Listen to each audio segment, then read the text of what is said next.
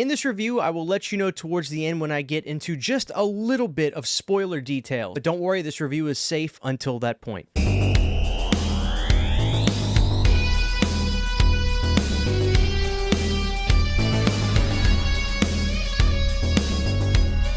Hey guys, what is going on? This is your old pal CHH. So I just saw Alien Romulus. I know everybody's been excited about this one. I've been pretty excited about this one. This movie has the distinction of being the last movie trailer I purposely watched not at the movies. Basically, if you don't know, I kind of gave up watching movie trailers. I just feel like movie trailers rob me of enjoying movies now in the theaters because trailers today just give you everything. If it's a Blumhouse trailer, you're not going to miss anything in the movie because they put all the good stuff in the trailer. So I've kind of just stopped. But Alien Romulus was one of the last movie trailers I saw, and that movie actually did a pretty good job of keeping things, you know, kind of ambiguous. So that was good. So listen, you know how I roll with my reviews. I like to just give it to you straight up. If I liked it, if I didn't like it. My answer is a little nuanced on this one. So the shortest answer is, yeah, I liked Alien Romulus.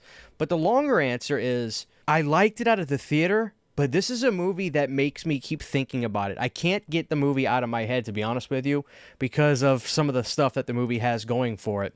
So let's get into a very basic formation of the plot of this movie. And after that, we'll kind of just talk about the things I enjoyed about it. And then I'll get into the brief details of things that are a little spoiler-esque. So Alien Romulus starts out with this main girl that we saw from Civil War, which was a pretty good movie. I like that movie a lot.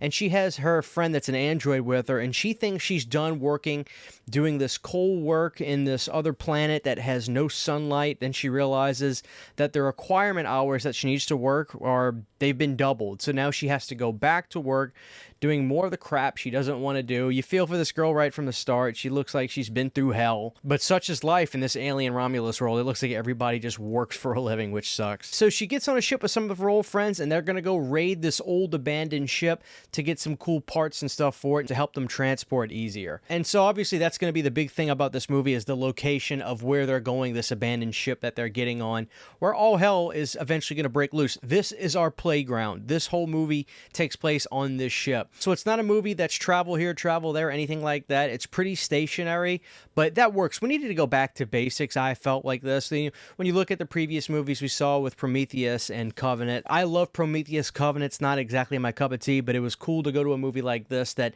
definitely brings things back to basics, as it were, with Fede Alvarez at the helm of this, which I think he had the right idea. Okay, so let's get into the movie on a descriptive base. What do I think about this movie on the way it looked, for instance? I can tell you this. This is just my opinion. So this movie more so felt like Aliens with an S, with the camaraderie of the cast, the group of people on the ship, these kids that look like they're all about in their mid to late 20s, early 30s. There's a youthfulness to everybody. So I related to that right away. I did like that.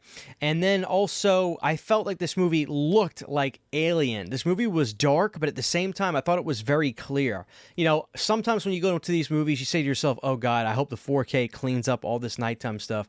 I'm going to give Fede and the team a lot of credit here to where this is a movie that's predominantly shadowy and dark, and that is used really as an element to the movie as well, just the dark, shadowy nature of the film. But I thought it was very easy to see, understand everything. Those things take talent, and thankfully this team had that. Here's the thing about this movie that I will say, maybe not necessarily a negative, but it's just a takeaway, because when it comes to negatives about this movie, I can't say that there's a whole lot of things I would quantify as being negatives for me, but I can just tell you, like, this worked for me, but maybe I could have had a better idea. But here's my point. My biggest negative is this. We have a main character, okay? Like I said, it's this girl who we get introduced to in the beginning of the film. But the thing about this movie for me is I never feel like she's the main character in the movie. Once we get to our destination of this ship and she's amongst this crew that we have, the movie is driven through her point of view, really. But I don't know, something about her performance or the way it was written or the way it was edited, I never felt like there was that Sigourney Weaver type character. Now listen, you're never going to have a Ripley again. I mean, that's Sigourney, that's her. To me, that's like her bringing herself to those movies. But my point is, like, I wish we would have felt more of a driving force from the main. Like, I felt like that was the intent as opposed to like a feeling like a big ensemble for the way Aliens is trying to do in a way, which I think succeeded better. But those characters were just really, really great. In this movie, the characters are good, but it doesn't really compare in terms of how well the camaraderie was and how well the cast seemed together, as opposed to our lead being this, she led the film. I didn't feel that as much, and maybe I'm trying to draw comparisons there that's not fair, but the reality is, look, aliens existed, and this is an alien film, so can you blame me that much? So my biggest fear with this movie is, with sci-fi movies, some of them can just be a little tedious. I think some sci-fi movies, especially sci-fi horror films, they can try to build on the atmosphere maybe a little too much without giving us something to bite on, right? I felt like this movie did a pretty damn good job of, well, they definitely had the suspense and the atmosphere built up in the ship. I thought this ship was just eerie. You could feel ghosts on this ship. The way this ship looked, I mean, it definitely looked like it was abandoned for some time, but the character of the ship was phenomenal. I'll give it that. And the way we're introduced to our evil as you were, the aliens, the facehuggers and stuff, was definitely a build that went straight up like a mountain. I mean, there wasn't highs and lows. You never felt like you got something too early and then let's take it away. It felt like a natural progression of, okay, what's coming? Do you see the facehuggers? Oh, here we go. The buildup of that I thought was good. And I actually appreciate for once that they didn't give us a big tease right away and then pull it back and then here we go again. Because it's just like, oh man, let's get to it. I thought the natural build was a good way to go, and quite frankly, the right way to go in that sense. There was a lot of speculation on how the CGI was going to look. There was a lot of speculation on how good the practical stuff was going to look. My thing is, if I can tell it's CGI, in my opinion, 9 times out of 10, that means it's bad CGI. This is an instance where you could definitely tell it's the practical effects are there. And I felt like it was more so practical effects than anything. And there are things that I speculated were CGI, but that's the good thing, is I speculated. Moments where you may see aliens or the facehuggers moving in and out really, really fast that were probably computer done, but because it was done in the shadows, it was done in dark lit rooms and stuff like that, I never got the jarring nature of going from CGI to practical. So I wouldn't say it was perfectly seamless, because I was keenly aware and somewhat paying attention to it, but the blending of it was so good. And you can tell this was done by people that love practical effects. I'll say this isn't a spoiler. When you see the aliens, the xenomorphs, damn, you get those feelings because you're seeing these suckers with the teeth, the slime. You can see and feel the data and the mass of these suckers when they come on screen, and you get those beautiful close-up shots of it. It looks like you could reach out and touch these things. Not that you would want to, but it feels like you could do that. So that, another huge round of applause. The last thing I want to say about Alien Romulus is I think this is a really good alien film. I think this is probably the 4th best one. I really do. I think Alien or Aliens is the best one, so that's your 1 and 2 right there. I fall under the category of I think Alien 3 is incredible, but it's one of those movies you either love it or hate it. There's really not much in between. And it also has time on its side. But after that, I would easily go Alien Romulus. I thought Fede did a sensational job.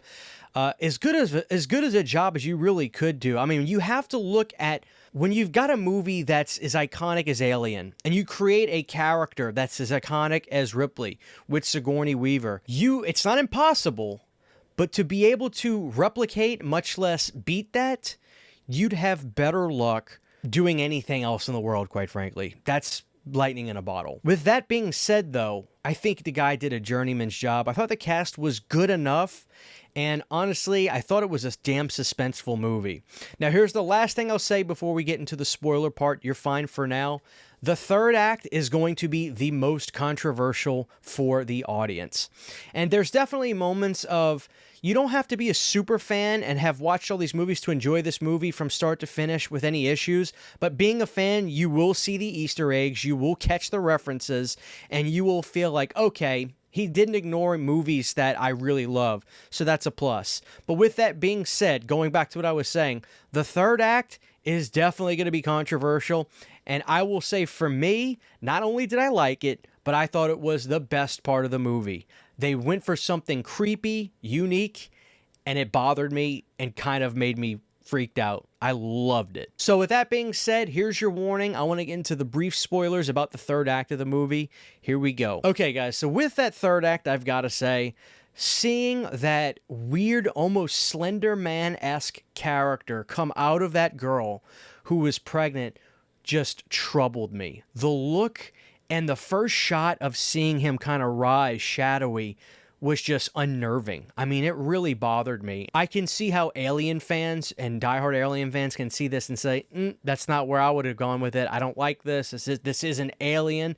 Totally get it. For me, this movie played it safe the whole way through, and I think did a great job, but the fact that Fede took this weird risk with this weird-looking character, to me, was a huge payoff. And I'll be honest with you, freaked me out way more than the Xenomorphs. I mean, I love the look of the Xenomorphs, and I think a lot of us have grown to love the looks of the Xenomorphs. Those are iconic horror characters, sci-fi characters. But this thing was just unnerving, completely unnerving. And you could see the bone structure. He was a little lopsided. You could see his waist was messed up and the scales, and you know, when he opened his mouth and then the thing came out of his mouth too, was just troubling. Oh man, so I applaud the third act. I love that they went in a really bizarro direction and just visually disturbing. Really disturbed me. I fucking loved it. It worked for me. So the movie was going to be, I'll be honest, I was going to give the movie 3.5 to 4 stars. But with that third act, because it resonated with me so well, and I sat up a little bit on that, and I really fell in love with that, I went 4.5. I mean, this may be one of the best movies of the year. And the more I think about it, the more I like it. I mean, I really do. I keep thinking about this movie. This has an Event Horizon effect on me, to where I'm thinking about this movie. Because of that element, there's something a little psychological to this movie that's staying in my head and making this a unique Alien film. I could eventually come around and say I take this over Alien 3. So with that being said, guys, I really loved it. I thought it was a beautiful movie in the theater to see, and really just creeps into the room. You can feel the atmosphere watching it. So I enjoyed it, guys. I'm excited to see what you guys think and how you guys feel about Alien Romulus. Let me know down below. This may be the best movie to me so far this year. I mean, the more I think about it, the more I really enjoy it. So there you have it, guys. That's my review of Alien Romulus. Let me know your thoughts down below. And until next time, I will see you guys later. Huge, giant thank you to all of my Patreon supporters. Without you guys, this would not be possible. To get behind-the-scenes photos, videos, music, private live streams, and much more, you can subscribe to my Patreon for as little as $1 a month. Thank you to my patrons.